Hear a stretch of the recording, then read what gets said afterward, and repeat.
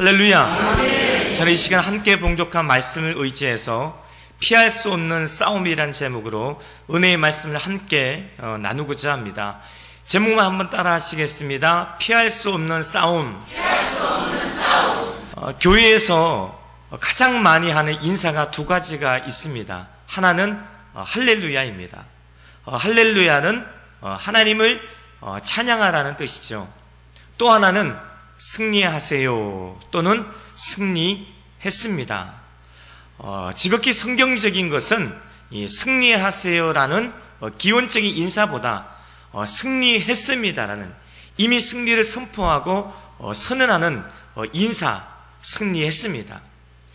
이 인사가 말해주듯이 우리의 삶은 전쟁입니다. 인류의 역사는 전쟁의 역사라고 하죠. 영국의 수상을 지냈던 윈스턴 처칠에 의하면 지구상에 전쟁이 없었던 시기는 단 20년밖에 되지 않는다고 합니다. 아담과 하와의 범죄한 이후에 전쟁은 계속되어져 왔고 앞으로도 계속되어질 것입니다. 더 중요한 사실은 눈에 보이는 전쟁만 전쟁이 아니라 눈에 보이지 않는 전쟁이 더 무서운 전쟁이라는 사실입니다. 눈에 보이는 전쟁은 얼마든지 피할 수가 있습니다. 그런데 눈에 보이지 않는 전쟁은 피할 수가 없어요. 눈에 보이지 않는 이 전쟁이 바로 저와 여러분의 삶을 힘들게 하고 괴롭게 하고 고통스럽게 하고 지치게 하는 것입니다. 그러나 이 전쟁은 예수 그리스도를 통하여 이미 승리가 보장된 전쟁, 이미 승리가 약속된 전쟁이라는 것을 믿으시기를 바랍니다. 오늘 본문 에베소서와 디모데전서는 똑같이 1장부터 6장으로 기록되어져 있습니다. 둘 다 사도 바울이 기록을 했죠. 사도 바울이 마지막 6장에서 강조하고 싶은 것이 무엇이겠습니까? 믿음의 선한 싸움, 영적인 싸움인 것입니다. 사도 바울은 에베소 1장에서 3장까지는 교리에 대해서, 그리고 에베소 4장부터 6장 9절까지는 윤리와 도덕에 대해서 설명한 후에 6장 10절 이하의 영적 전쟁을 당부함으로써 에베소서를 마무리하고 있습니다. 왜 사도 바울은 영적 전쟁으로 에베소서와 디모데전서를 마무리하고 있을까요? 우리의 삶을 들여다보면 나는 이렇게 살고 싶습니다. 근데 환경이, 우리의 눈앞의 현실이, 이 세상이 이렇게 살지 못하게 합니다. 나는 나름대로 이렇게 살려고 의지도 있고 노력도 많이 합니다. 그럼에도 불구하고 그렇게 살지 못합니다. 왜 그럴까요? 거기에는 영적인 문제, 영적인 싸움이 있기 때문입니다.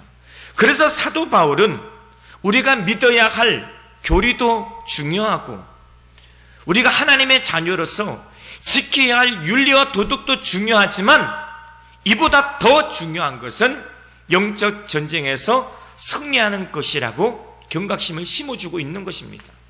사도 바울은 디모데를 향해서 너 하나님의 사람아 라고 부르고 있습니다.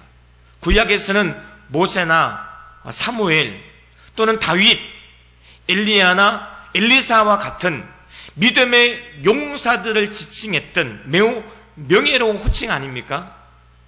하나님의 사람은 믿음의 선한 싸움을 싸우는 군병인 것입니다. 엘리야는 홀로 그 시대를 거슬러 싸웠던 하나님의 사람입니다. 그리고 다음 세대인 그 엘리사에게 그 믿음의 싸움을 상속시켜 주고 있는 것입니다. 오늘 본문을 기록한 사도 바울은 자신의 달려갈 길을 다 마치기까지 싸웠습니다. 그 선한 싸움을 싸웠습니다. 그리고 그 다음 세대인 믿음의 아들인 디모데에게 그 믿음의 선한 싸움을 싸우라고 상속시켜 주고 있습니다. 디모데전서 6장 12절에 믿음의 선한 싸움을 싸우라. 이를 위하여 내가 부르심을 받았고 디모데는 믿음의 선한 싸움을 위해서 부르심을 받았습니다. 택하심을 받은 자였습니다. 그리고 디모데 이후에 그 선한 싸움을 오늘날 교회가 상속받았고, 그리고 성도가 그 싸움을 상속받았습니다. 그러나 이 전쟁은 이미 승리가 보장된 전쟁, 이미 승리가 약속된 전쟁이라는 것을 믿으시기를 바랍니다. 저와 여러분은 하나님의 사람으로서 이 세상을 살아가면서 이 믿음의 선한 싸움, 이 영적인 싸움을 피할 수는 없습니다. 피할 수 없는 싸움에서 우리가 반드시 이기고 승리하기 위해서는 어떻게 해야 될까요? 그 첫 번째, 싸움의 상대를 바로 알아야 합니다. 내가 싸워야 할 상대가 누구인지 정확히 알아야 합니다. 지피지기면 백전백승이라는 말이 있습니다. 저걸 알고 나를 알면 100번 싸워 100번 모두 이긴다는 뜻입니다. 먼저 우리는 싸움에서 이기기 위해서는 적을 알아야 합니다. 오늘 본문 말씀에 보니까 에베소 6장 12절에 우리의 씨름은 혈과 육을 상대하는 것이 아니요, 우리 인생의 적은, 우리의 삶의 적은 혈과 육, 살과 피를 가진 사람이 아니라 악한 영이라고 말하고 있습니다. 우리의 신앙생활의 적은 마귀, 사탄입니다. 그런데 오늘날 많은 사람들이 이것을 착각하고 있어요. 가정에서 가족들과 싸우고, 세상에서 이웃들과 싸우고, 친구들과 싸우고, 심지어는 교회 와서도 싸웁니다. 지하철에서 승객들이 싸움이 붙었어요. 무슨 싸움입니까? 자리 싸움. 서로 자리에 앉겠다고 싸우는 거예요. 여기저기서 사람들의 싸움을 말립니다. 여기가 국회인 줄 아십니까? 여기가 교회인 줄 아십니까? 우리는 그냥 웃어 넘길 수 없습니다. 전 국민이, 전 성도가 풀어야 할 숙제입니다. 국가가 발전하고 모든 국민의 행복을 위해서 제일로 뭉치고 하나 되어야 할 기관이 국회 아닙니까? 상한 심령을 치료하고 허물을 덮어주고 서로 이해하고 용서하고 사랑해야 할 공동체가 교회 아닙니까? 교회는 싸우는 곳이 아닙니다. 교회는 기도하는 곳, 교회는 예배드리는 곳입니다. 하나님의 말씀을 통해 원수 마귀를 대적하고 이길 수 있는 새 힘을 얻는 곳이며, 세상과 비교할 수 없는 차원이 다른 최첨단 무기로 무장하는 곳이 교회인 것입니다. 마귀라는 말은 참소자, 이간자라는 뜻이 있습니다. 마귀의 특징은 분리시키고 분열시킵니다. 나 자신을 무너뜨리고 공동체를 무너뜨립니다. 사람들의 마음속에 들어와 여기서 이 말을 하고 저기서 저 말을 해서 사람과 사람 사이를 갈라놓습니다. 마귀가 회사에 들어오면 노사 간에 갈등이 생깁니다. 마귀가 가정에 들어오면 부부 사이가 갈라지고 부모와 자녀 사이를 갈라놓습니다.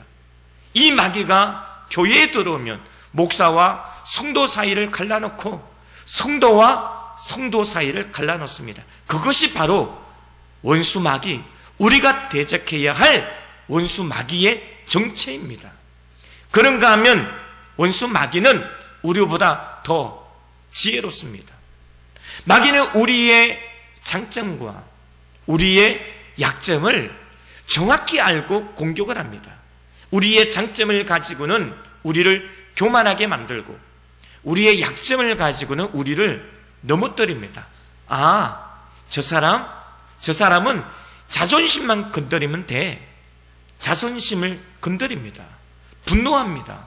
분노 조절 장치가 고장납니다. 아, 저 사람은 술 한 잔이면 끝나. 한 잔이 두 잔 되고, 두 잔이 10잔이 되고, 결국 술독에 빠집니다. 술독에 빠지면 소속이 불분명해집니다.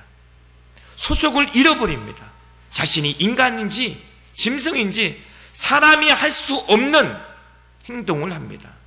마귀는 우리를 통해서 서로 시기하게 만들고 또는 질투하게 만들고 미워하게 만들고 정욕과 무력에 따라가게 만들고 명예욕을 빠지게 합니다. 시기와 질투를 일삼는 이런 마귀에 사로잡히면 우리가 싸워야 할 대상이 누구인지 적군과 아군을 구분을 못합니다. 부모, 자식, 가족, 형제를 구분 못하고 친구, 적군, 아군을 분별하지 못합니다. 사울 왕은 다윗을 공격했습니다. 사울 왕에게 다윗은 사위였습니다. 그리고 적장 블레셋 골리앗 장군을 쓰러뜨린 한 나라를 구한 영웅 아닙니까? 그런데 백성이 사울은 천천히요, 다윗은 만만히로다 노래를 만들어서 불렀습니다. 이 노래를 들을 때마다 사울 왕은 분노합니다. 내가 이스라엘의 왕인데 나를 찬양해야 되는데 나보다 더 다윗에게 인기가 좋고 다윗을 찬양하는 것입니다. 결국 그 사울 왕은 시기와 질투의 화신이 된 사울은 다윗을 죽이려고 13년 동안 쫓아다닙니다. 사울이 그렇게 한 것 같지만 아닙니다. 사울은 이전에는 그런 사람이, 그런 인물이 아니었습니다. 하나님의 신이 사울에게서 떠나자 악한 영, 시기와 질투하는 마귀에게 그는 조종당한 것입니다. 우리가 싸워야 할 원수 마귀는 악마의 형상을 하고 우리에게 접근하지 않습니다. 무서운 뿔을 가지고 시커먼 외투를 걸치고 검은 안경을 쓰고 나타나면 문제는 달라집니다. 그러면 우리가 단번에 알아볼 수 있잖아요. 그러나 문제는 성경에 보니까 마귀는 광명한 천사로 가장을 한다고 합니다. 아주 그럴듯하게 온유하게 부드러운 모습으로 나타납니다. 그리고 가만히 우리를 위하는 것처럼 인정해 주는 것 같지만 파괴시키고 넘어뜨리기 위해서 나타난다는 것입니다. 이미 마귀는 창세기 3장에서 인류의 조상 아담과 하와를 넘어뜨렸습니다. 어떻게 접근했습니까? 어떻게 유혹했습니까? 창세기 3장 1절에 보면 뱀과 하와의 대화 내용이 나와요. 뱀이 하와에게 말을 겁니다. 하나님이 참으로 너에게 동산 모든 나무의 열매를 먹지 말라 하더냐? 여자가 뱀에게 말하되 동산 나무의 열매를 우리가 다 먹을 수 있으나 동산 중앙에 있는 나무의 열매는 하나님 말씀에 너희는 먹지 말라, 만지지도 말라, 너희가 죽을까 하노라 하셨느니라. 4절 말씀, 뱀이 여자에게 이르되 너희가 결코 죽지 아니하리라. 여기서 마귀의 지혜가 무엇입니까? 말 바꾸기입니다. 말을 바꿔버립니다. 하나님의 말씀은 진리인데 1.1획도 변함이 없는데 마귀는 그 진리된 하나님의 말씀을 바꿉니다. 창세기 2장 17절에 선하게 알게 하는 나무의 열매는 먹지 말라, 내가 먹는 날에는 반드시 죽으리라 하시니라. 하나님 말씀은 반드시 죽으리라고 했습니다. 그런데 하와는 죽을까 하노라고 답했고 마귀는 결코 죽지 않는다고 했습니다. 이것이 마귀의 속임수 장난입니다. 결국 하나님의 말씀을 거역하고 그 선악과를 따먹게 함으로 인간에게 죄가 들어왔고 반드시 죽게 된 것입니다. 그 마귀가 하와에게만 찾아올까요? 하와에게만 유혹할까요? 아닙니다. 예전이나 지금이나 앞으로도 그 원수 마귀 하늘이는 변함이 없습니다. 그리고 그 마귀의 표적은 그 누구도 예외가 없습니다. 요한복음 10장 10절 말씀에 도적이 오는 것은 도둑질하고 죽이고 멸망시키는 것뿐이요 믿는 자의 원수 마귀 도적은 죽이고 멸망시킵니다. 그래서 우리는 깨어 있어야 합니다. 베드로전서 5장 8절 이하에 근신하여 깨어라. 너희 대적 마귀가 우는 사자같이 두루다니며 삼킬 자를 찾나니 라고 말씀하고 있습니다. 오늘 이 시대에는 깨어있는 교회, 깨어있는 성도만이 승리할 수 있는 줄로 믿습니다. 두 번째, 이 승리의 전략을 세워야 합니다. 영적 전쟁에 승리하려면 전략과 전술이 있어야 합니다. 전쟁에 전략과 전술이 없으면 100번 싸워도 100번 질 수밖에 없습니다. 10절 말씀에 종말로 너희가 주 안에서와 그의 힘의 능력으로 강건하여 지고, 우리의 전략과 전술 아주 간단합니다. 먼저 우리가 승리하려면 주 안에서와 주 안에서 있어야 합니다. 주 안에서 있다는 것은 예수 그리스도와 생명의 관계로 연결되어 있음을 말합니다. 예수 그리스도의 은혜와 영향력 안에 있는 것입니다. 우리 주님 안에 있으면 그 누구도 감히 우리를 손댈 수 없습니다. 사도 바울이 성경에서 가장 많이 강조하는 것 중에 하나가 주님 안에 있습니다.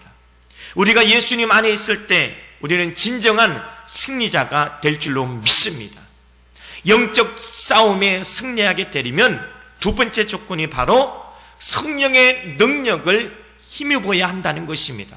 오늘 본문 10절 말씀에 보니까 너희가 주 안에서와 그 힘의 능력으로 강건하여 지고, 우리가 어떻게 강건하여 집니까? 그 힘의 능력으로 강건하여 지고, 여기서 말하는 그 힘의 능력은 예수 그리스도의 능력, 성령의 능력을 의미하는 것입니다. 우리는 내 힘만 의지해서는 우리는 이길 수 없습니다.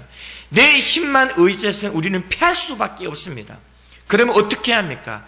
나보다 더 힘이 센 우리의 대장 대신 예수 그리스도를 의지해야 합니다. 그분의 도움을 받아야 됩니다. 그래서 그분의 주신 힘으로 강건해져야 합니다. 스가랴서 4장 6절 말씀에 보면 그가 내게 일러 가로되 야훼께서 스룹바벨에게 하신 말씀이 이러하니라. 만군의 야훼께서 말씀하시되 이는 힘으로 되지 아니하며 능으로 되지 아니하고 오직 나의 신으로 되느니라. 여기서 나의 신은 무엇을 말합니까? 하나님의 성령을 의미합니다.